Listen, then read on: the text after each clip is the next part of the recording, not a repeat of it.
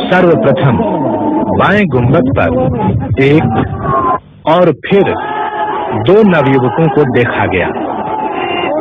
एक युवक ने गुंबज के कमल दलों को तोड़ना प्रारंभ किया और दूसरे ने ध्वजा फहराई। पहला युवक दोनों हाथों को उठाकर विजय उद्घोष करता सा प्रतीत हुआ। आयोजकों को लगा कि ये 30 अक्टूबर 1990 को हुई घटना की पुनरावृत्ति मात्र है। मंच से प्रार्थना की गई कि कोई भी कारसेवक अनुशासन न तोड़े और जो लोग गुंबद के ऊपर हैं वो नीचे उतर आए। लेकिन एक के बाद एक युवक विवादित ढांचे के गुंबदों पर चढ़ते दिखाई दिए। संघ के कार्यकर्ता भी विफल रहे इस जन उन्माद को रोकने में।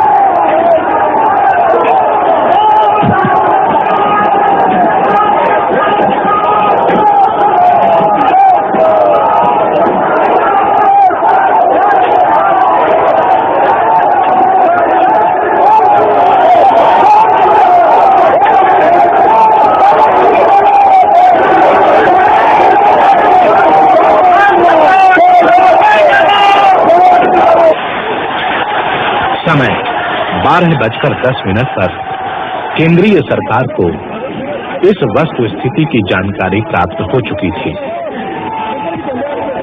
आक्रोश और उन्माद से भरी भीड़ के सामने प्रादेशिक सरकार द्वारा की गई पुलिस व्यवस्था असमर्थ सिद्ध हो रही थी।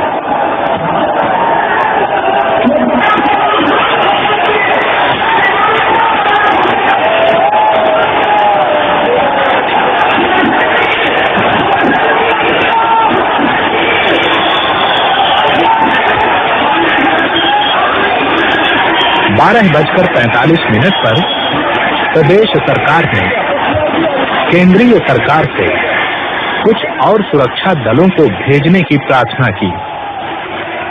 उत्तर प्रदेश शासन के सामने प्रश्न था कि क्या भीड़ पर गोली चलाने का आदेश दिया जाना उचित है? क्या स्वतंत्र भारत में भी जनरल डायर द्वारा अमृतसर के जलियांवाला बाग में सन 1919 में खेली गई खून की होली को दोहराया जाना उचित होगा? एक तरफ थी ऐसी कानून व्यवस्था जिसका मानो देश की करोड़ों जनता की भावनाओं से कोई सरोकार न हो, तथा दूसरी तरफ थी सदियों से दबाई जाती रही देशवासियों की भावनाएं, जो अब एक नया ज्वार बनकर उमड़ पड़ी थी। और आखिर भारतीय जनता पार्टी की सरकार को प्रदेश की जनता ने श्री राम मंदिर पुनर्निर्माण का जनादेश पालन करने के लिए ही तो चुना था।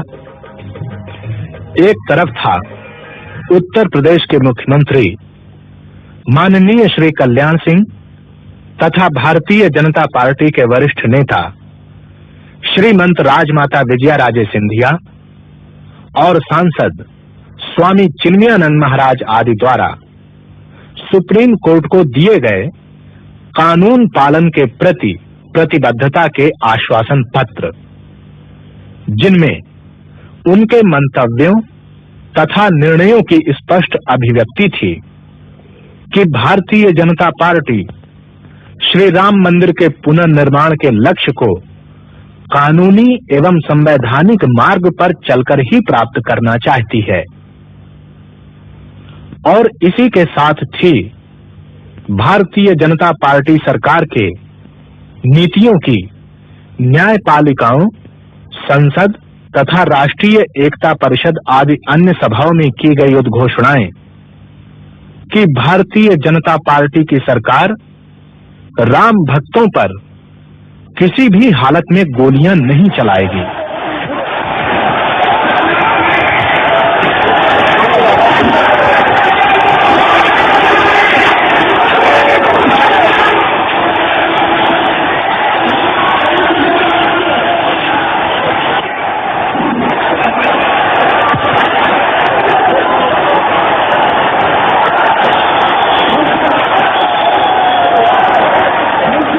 सदियों से संचित हिंदू जनमानस के आक्रोश के इस विस्फोट को भला कौन सी राजकीय शक्ति रोकने में समर्थ हो सकती थी?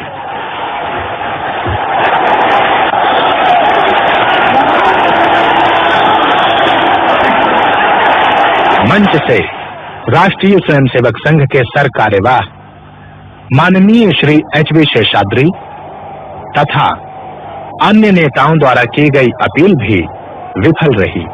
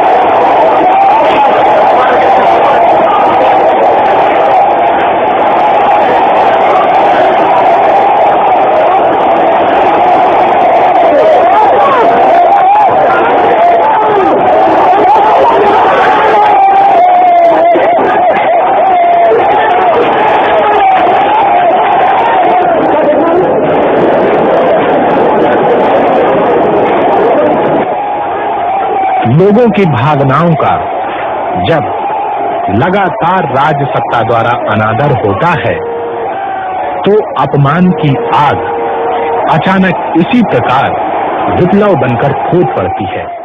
6 दिसंबर 1992 को यहाँ पर लाखों राम भक्तों ने धावा बोल दिया और अपने प्राणों की बलि देते हुए 2:50 पर पहला गुंबद